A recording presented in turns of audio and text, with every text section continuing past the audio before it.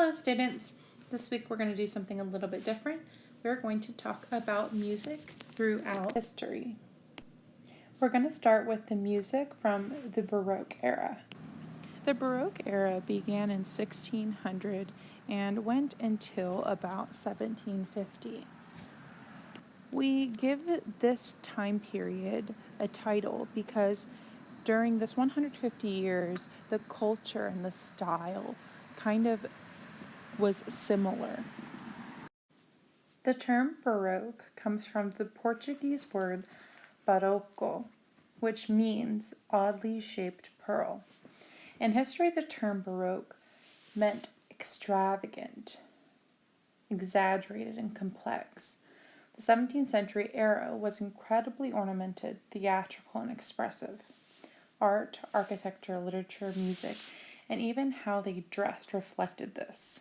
In the slide, you can see a picture of a Baroque Era Cathedral. This was a church from this time period, and you can tell that it's so embellished. It's beautiful, and the architecture is just wildly extravagant. Music at the time was similar to the architecture, also extravagant. It focused on moving people's emotions and dazzling their senses.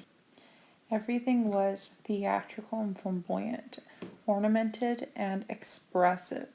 In music, they added a lot of embellishment and flair to add to this theatrical sense. Expression was enhanced by dissonance that was against the rules and unexpected chord progressions. Music before this time was more simplistic and focused on understanding and the meaning of the text. Instruments also started to play a larger role than it ever had before in music. Genres of music during the Baroque era included masses, or music that was used in church, instrumental music, so a lot of development for orchestral music happened during this time. Operas also developed in this time, oratorios, cantatas, and dance music. So people started to dance to music during this time. You can thank the Baroque era for party music of today. Some important composers from the Baroque era were Claudio Monteverdi, Antonio Vivaldi, Johann Sebastian Bach, and George Friedrich Handel. Today we're going to focus on Claudio Monteverdi because he comes first in this timeline. We oftentimes refer to important historical figures by their last name, so I'm going to call him Monteverdi.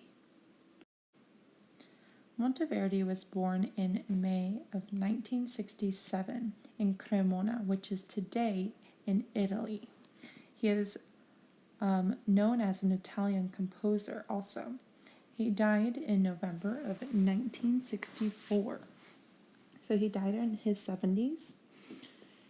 He is considered to be a bridge composer from the Renaissance to the Baroque era. The Renaissance was the era prior to the Baroque era, and he lived between these two eras. So he practiced both in these two styles and was key in developing the Baroque musical style. So when he was young, he started to learn music as a choir boy in a cathedral choir. So this just means he was a young boy singing in a church choir. He also was able to go to university for music. And throughout his life, he was involved in the musical world, either as a musician or a composer or a director at various churches or courts. He composed or created music in both the style prima pratica and secondo pratica, and both these are Italian terms that mean first practice, prima pratica, or second practice, secondo pratica. Prima pratica was the main practice of the Renaissance style, and secondo pratica started the trend into the Baroque style of music, And Monteverdi really pushed this new style into popularity. Monteverdi really pushed the boundaries of the Renaissance time and what the music allowed.